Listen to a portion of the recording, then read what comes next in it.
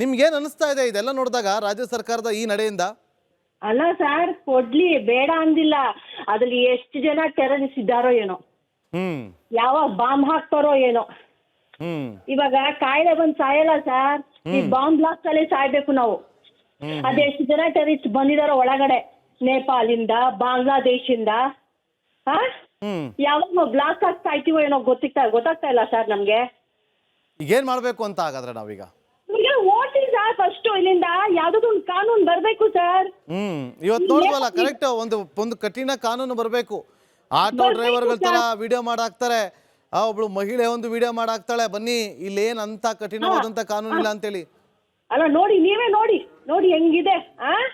ಈ ಗೋರ್ಮೆಂಟ್ ಕಣ್ಣು ಮುಚ್ಕೊಂಡು ಕೂತೈತಾ ಸರ್? ಕಿವಿ ಕಣ್ಣು ಮುಚ್ಕೊಂಡು ಕೂತೈತಾ? ನಮ್ಗೆ ಎಷ್ಟು ಬೇಜಾರಾಗುತ್ತೆ ಸರ್. ಬಾಂಬ್ ಬ್ಲಾಸ್ಟ್ ಸಾಯ್ತಾರಲ್ಲ ಪಾಪ, ಆರ್ಮಿ ಅವ್ರು ಸತ್ತೋದ್ರು.